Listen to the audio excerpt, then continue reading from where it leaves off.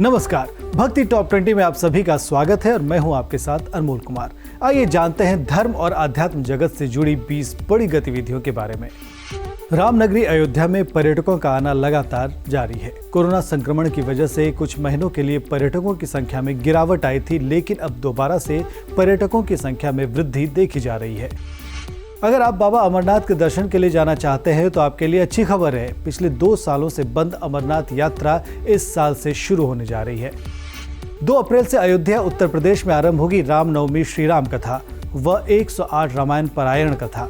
10 अप्रैल तक चलने वाली इस कथा में परम पूज्य श्री श्री 1008 श्री महामंडलेश्वर इंद्रदेव जी सरस्वती महाराज लोगों को देंगे धर्मनिष्ठ बनने की प्रेरणा।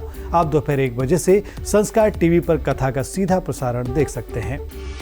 अगर आप नवरात्र के दौरान रेल से यात्रा कर रहे हैं तो IRCTC आपका विशेष ख्याल रखेगा। IRCTC ने यात्रा के दौरान लोगों को नवरात्र स्पेशल खाना देने का फैसला लिया है। लोग अपना मनपसंद सात्विक खाना 1323 पर फोन कर ऑर्डर दे सकते हैं और इसे सीट पर मंगवा सकते हैं। कैलाश मानसरोवर यात्रा पर जाने वाले श्रद्धालुओं को अब नेपाल या चीन के रास्ते से नहीं जाना पड़ेगा। प्रशासन की ओर से उत्तराखंड के पिथौरागढ़ जिले से यह रास्ता बनाया जा रहा है, जिसके जरिए न केवल यात्रियों का समय बचेगा बल्कि यात्रियों को दुर्गम मार्ग की कठिनाइयों से भी राहत मिलेगी। 3 अप्रैल से अहमदाबाद गुजरात में आरंभ होगी श्रीमद् भागवत कथा। 10 अप्रैल तक चलने वाली इस कथा में पूज्य भाई श्री लोगों के सामने भागवत के संदेशों का करेंगे बखान। आप दोपहर 3:30 बजे से संस्कार टीवी पर कथा का सीधा प्रसारण देख सकते हैं। रामनगरी अयोध्या को खूबसूरत बनाए जाने के लिए रामायण सर्किट की कई योजनाएं चल रही हैं। इसके तहत लगभग 45 करोड़ की लागत से गुप्तार घाट को विकसित किया गया है। ऐसा कहा जाता है कि गुप्तार घाट का महत्व रामायण कालीन है। जल्द इसे स्वदेश दर्शन अवार्ड दिया जाएगा। यमुना अथॉरिटी यमुना एक्सप्रेसवे के रास्ते मथुरा और वृंदावन जाने के लिए एक नया एक्सप्रेसवे बनाने की तैयारी कर रहा है। इस एक्सप्रेसवे के बनने से मंदिर दर्शन के लिए जाने वालों का सफर और आरामदायक हो जाएगा। साथ ही जेवर एयरपोर्ट तक आने जाने का वक्त भी कम हो जाएगा।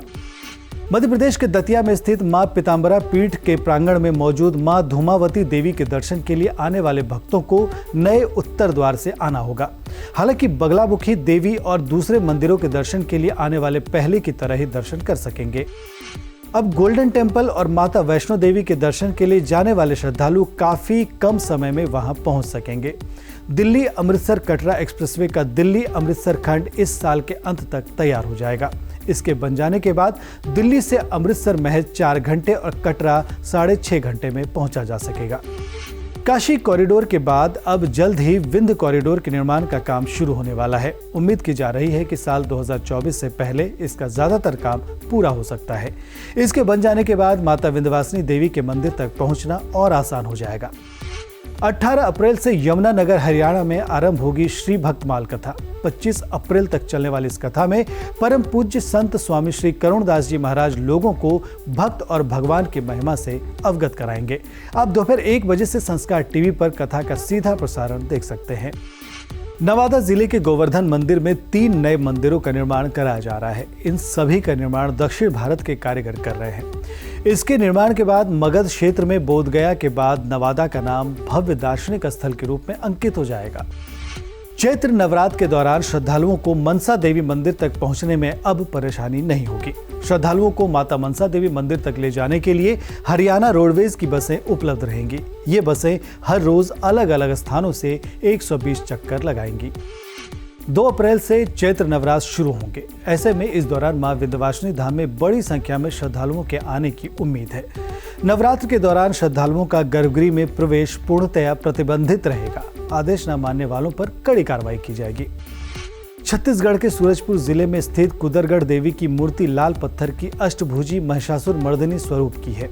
ऐसी मान्यता है कि इस मंदिर के बाहर स्थित पेड़ पर नारियल बांधने से हर मुराद पूरी होती है। उत्तराखंड स्थित चारों धाम के कपाट खुलने के बाद यात्रा शुरू हो जाएगी। नागरिक उड्डयन विभाग भी श्रद्धालुओं को यात्रा की सुविधा देने के लिए तैयारियों में जुट गया है। इसके लिए जल्दी हेलीकॉप्टर सेवाओं की ऑनलाइन बुकिंग भी शुरू हो जाएगी। ये बुकिंग उत्तराखंड नागरिक उड्डयन प्राधिकरण के साथ ही पर्यटन विभाग की वेबसाइट के जरिए कराने की तैयारी की जा रही है। चैत्र नवरात्र को देखते हुए दिल्ली स्थित कालका जी मंदिर परिसर में अतिक्रमण को हटाया जाएगा। नवरात्रि के दौरान लाखों श्रद्धालु मंदिर में दर्शन के लिए आते हैं और उनके प्रवेश और निकास के लिए कोई परेशानी ना हो, इसके लिए कदम उठाया जा रहा है। नमामि गंगे अभियान के तहत अब उत्तराखंड में नदियों की सफाई का काम शुरू कर दिया गया है। इन नदियों में प्रदूषण को कैसे कम किया जाए, इसके लिए जागरूकता अभियान भी चलाया जा रहा है। श्री काशी विश्वनाथ मंदिर के गर्भगृह को सोने से मढ़ने के बाद अब गर्भगृह की बाहरी दीवारों को भी सोने से मढ़ने का काम शुरू हो गया है। बाहरी दीवारों के साथ ही मंदिर के चौखट पर भी सोना मढ़ा जाएगा।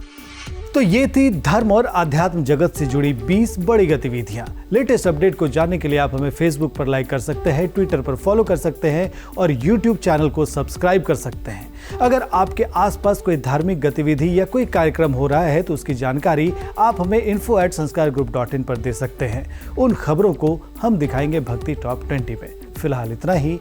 नमस्कार।